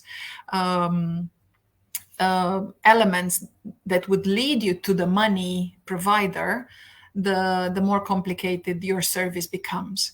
And one of the, I think, observation that I wanted to make for everybody was to think about how can they find the client that would pay for that solution, which is actually also the person benefiting from the solution. I know it's not easy to find, I'm sure, but I think this is something I would like them to find, all of them, to make this very quick and shorten the connection between the three. Thank you, Ilinka. So very closely related to what Ilinka just said, that it's kind of, it is for me what separates an NGO from a regular company is who pays. And if you align the beneficiary and they can afford to actually pay a sustainable price for the benefit that they're consuming, and there's no other subsidies required, then you have a sustainable business.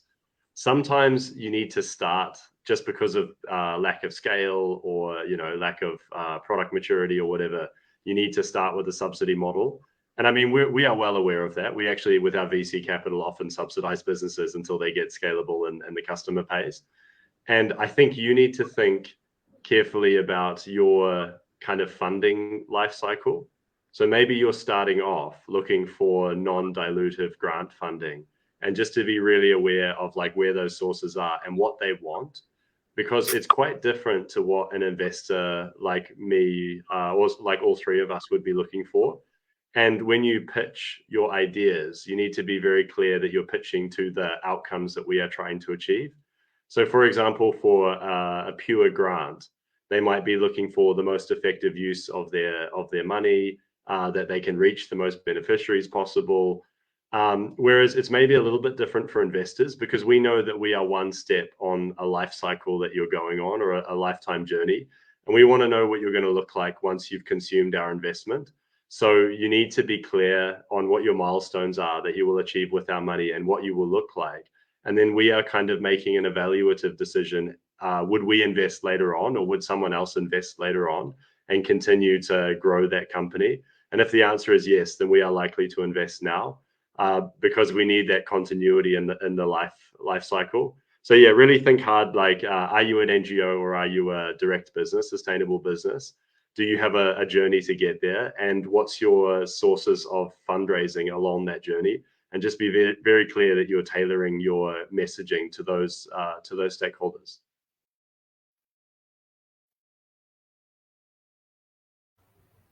Thank you.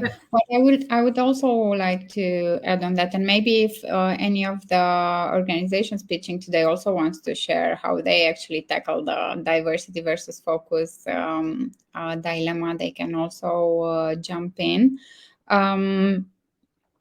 I'm thinking, Andrew, related to what you said. So this is why actually we as Startarium, as Impact Hub, also designed this program and designed specific areas of it, and also on the sustainability and social entrepreneurship course.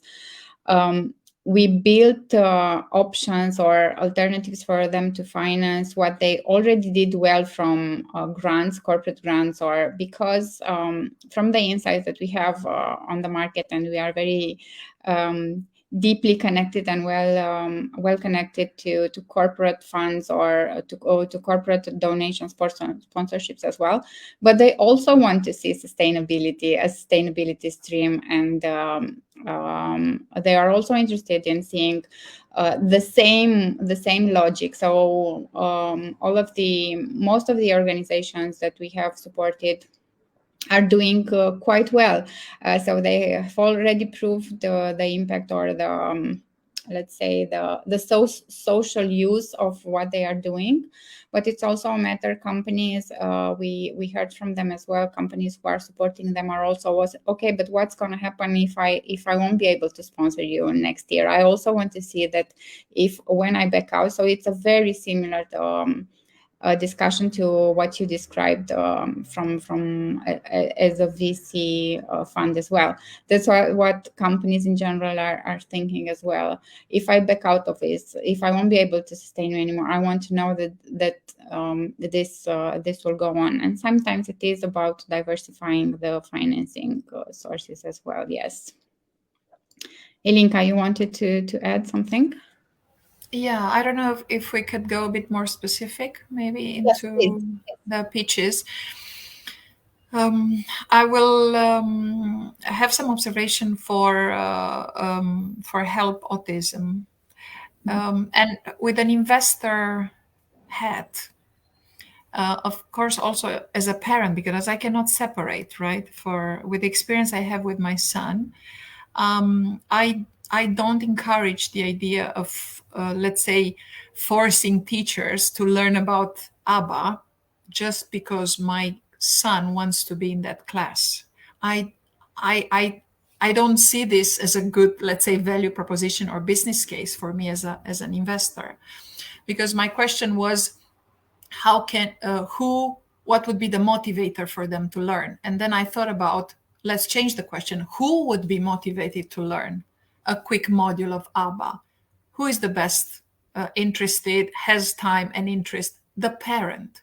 So a clear clientele, or the main market, or the main segment that they could target would be actually parents that need they are desperate, they don't know, they need a quick toolkit online for ABBA to be working with their kid. It can be uncle, aunts, the whole family. So I would start with that market, because you don't need to convince them to buy. It's product market fit in our terms, no investment terms. Then, of course, the teachers would be nice to have. Doctors and teachers would be nice to treat autism. But we know that what we have less in this country is doctors and teachers. So for me, this is like, okay, I'm forcing something, a product, to a market that doesn't want it the way I want them to have it. And from an entrepreneurial perspective, investment perspective, that's a no-go. So if I may suggest, parents are great clients for that precisely. Then for the second pitch, which was the Magic Camp. The Magic Camp, yes. Also, I know the Magic Camp. Sorry, but the same. Magic Camp. Yeah. And I know the organization, and they are great. And congratulations for everything they have done.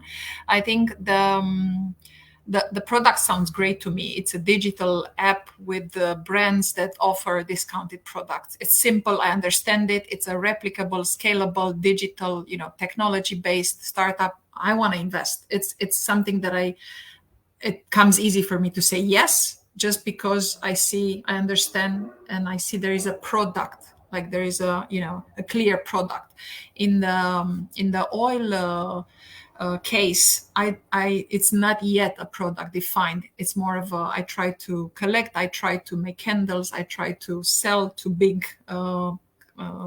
users, and I think they're still Roxana still needs to find which is actually the service that needs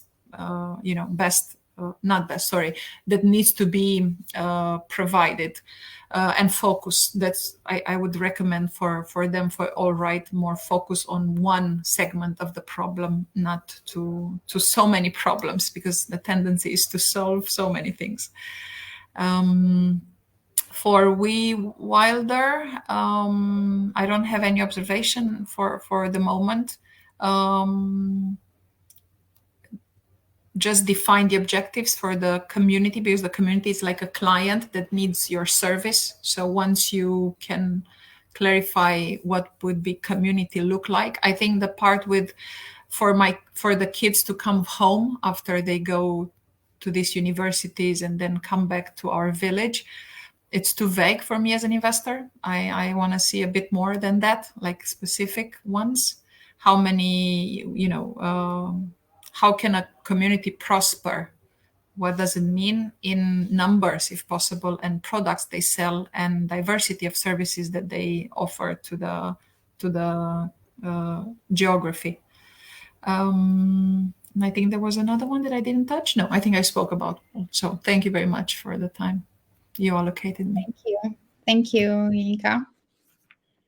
Do you gentlemen want to add anything more specific, more general? Doesn't really everything will be very valuable. Please, do you still have comments? Just one quick comment on the fact that having reviewed all the pitch decks that we were provided in advance, comparing to the ones that were presented, I think there might be a reconsideration on what to show. Andrew heavily pointed out the fact that it's worthwhile to tailor your messages to the investors that you are pitching to. And also from Ilinka, it was very evident that the concrete milestones and the outcomes in a quantitative format is very helpful and tells more than perhaps the background that you can tell in the early phase of the presentation. So to review the missing slides that have kind of a synthesis kind of aspect are worthwhile to show, because from there you can skip to any detail, but show the big picture, show the details within that, and don't leave that out because of the time constraint. That's just a practical feedback. Thank you. And before I hopped on this, Diana sent me an email, and she said that a lot of people maybe haven't come into contact with impact investors before, and might be wondering what we're looking for, how to approach us. I would say one really key piece of advice is that we all have our own theses or thesis on what we want to invest in. And it's really important that you know that before you reach out to the impact investor. So you know what size of investment they make, what maturity of the company they want to invest in, and what areas they want to invest in, because what kind of changes are they wanting to achieve? Because investors come in all flavors and sizes, and essentially across an entire spectrum on all of those variables, you'll find an investor that suits your journey. But you're almost completely wasting your time if you're not aligned to that. So I would rather than just shooting blank emails to investors, I would really put a little bit of time in to make sure that you have investors that are aligned to you. Thank you. Well, I see also our pictures from today. Also, they have. I saw one specifically saying that she wants to ask a question, and there she is popping up on stage. The minute I thought about it, there you go. I'll try to keep it short. Would you guys recommend, as we are looking to increase, let's say, investment for this network and kind of systemic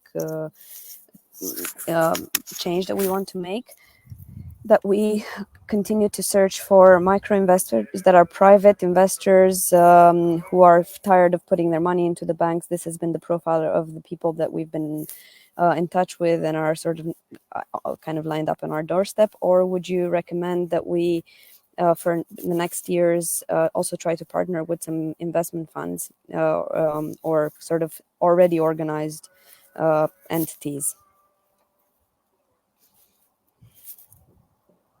With only the context that I have from today, I would say that the ticket size that you're asking for, the stage, and the kind of exploratory phase that you're in, it probably is still better suited to private investors who are doing it almost from a venture philanthropy perspective and not for a pure financial returns.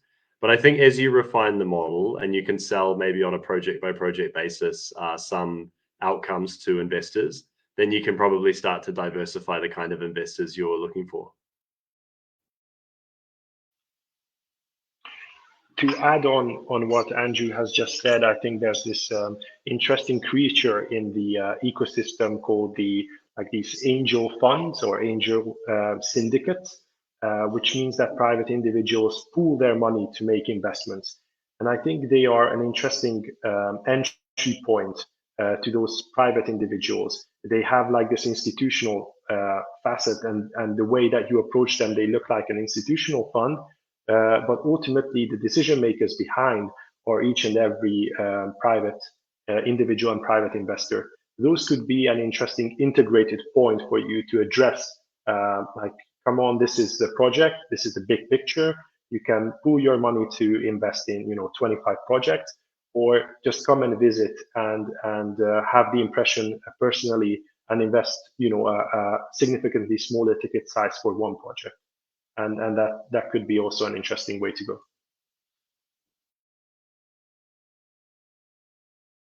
So, thanks. I haven't heard about this concept. Angel syndicates. I was also about to suggest this syndicates, or I think some in US they are called rolling up funds or something like this. But also one idea could be one that you propose an investor to invest in one project, let's say in a hut, and then give them sort of a discount if they invest in communal services, because then they benefit from a clear revenue stream from one, let's say, accommodation business. But then because you need a brewery and you need this or that, then you can propose them to add on to their investment a top up, which probably with less risk once there are more huts, more services are needed, but there's a discount because they gave their initial trust to the initial project first. Thank you. If Corina, Raluca, you also have questions or comments or any type of, please just open up your mics and speak up as we are getting ready to wrap up for the day. Any questions on your side? Anything that you would like to ask? No. Raluca, please.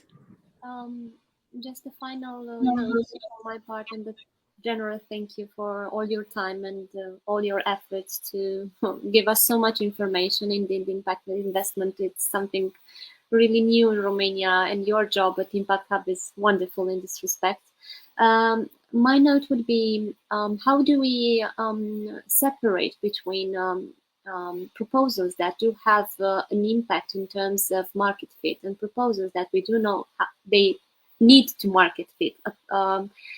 Since Ilinka very well said that at some point you have to understand the interest there. So maybe there is an interest, but maybe there is not money. Maybe there is a greater good that as an investor and as an NGO you want to follow. How do you separate in this respect? Since, for example, in our example, we know that we can create a greater good by learning how to cooperate with a lot of adults by just giving them basic information.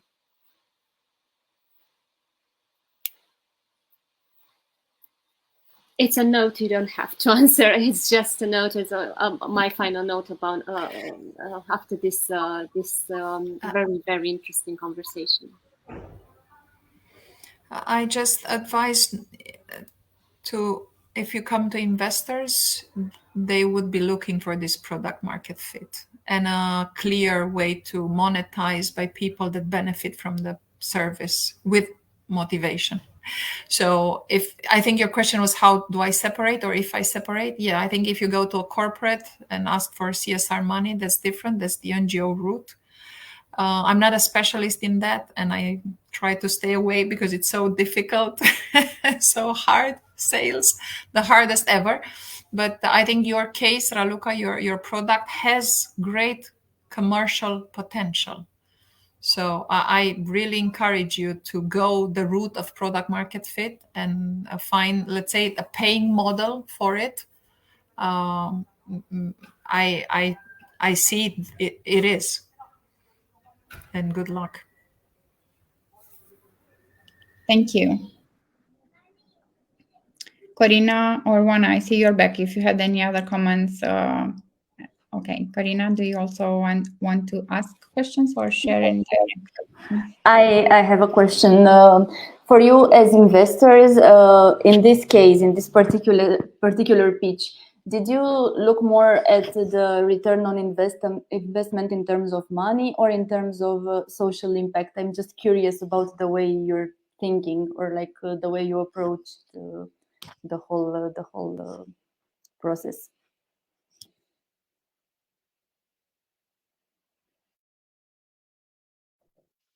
That's an interesting question. Okay.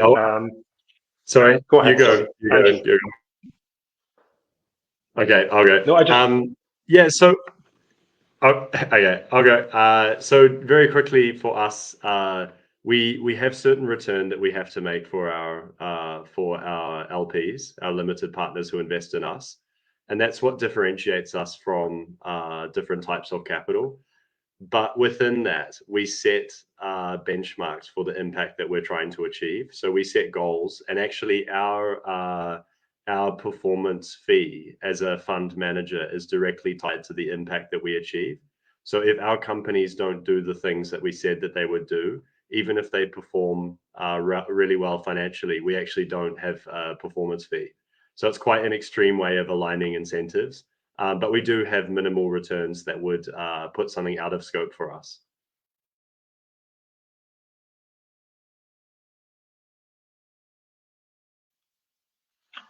I think that is well said and applies the same way to us as well. I just wanted to say that when you open your pitch, positioning yourself as an NGO, that positions you and the project, in my head, in a different bracket. In that instance, I'm constantly seeking for, is it possible to make this investment ready? Is this possible to make a viable project from? So it's important how you position yourself with your first sentence, where you put yourself, how you highlight and categorize yourself. In this instance, if you're pitching for impact startups, or impact ventures, impact VC funds, you may be better off if you start that we are an NGO now creating and validating a scalable social enterprise arm, and this is how we do it. So that takes me on a different journey and a different focus point. So even though you feel yourself to be an NGO, but your directions and your positioning is really making a strong first impression to us. To me, Corina, your pitch was about making good, first of all, because I heard the cases and I heard the needs of the families, and it was very touching to me. We actually didn't get to the numbers part, so I couldn't see any returns from your slides. Of course, I could think about it and imagine them, and make my own business plan in my head. But I think what I heard from you was a clear NGO pitch, I would say, in the sense that we want to have not an NGO pitch, sorry, an impact pitch, which means we want to reach more families, more kids, give them more products. Is this scalable? Yes. Is it impactful? Yes. Did I hear any calculation of returns? No. So that's where I stopped with my perception of your pitch. Thank you. An impact pitch. Thank you. It was indeed all of them impact pitches, and thank you very much. Also, George, I really related to your comment, and a very useful, powerful suggestion for us as well in working with organizations in how we bring all of you together to work on this and design alternatives and possible futures for going forward. I think we're ready to close, to end the session and the day.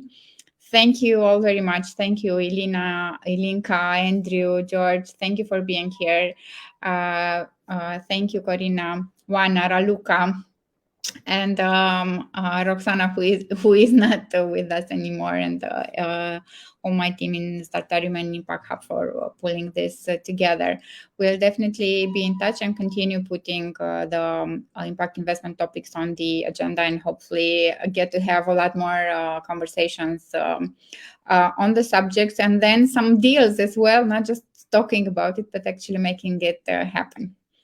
Thank you very much. Mulțumesc, seară bună tuturor. See you. Bye.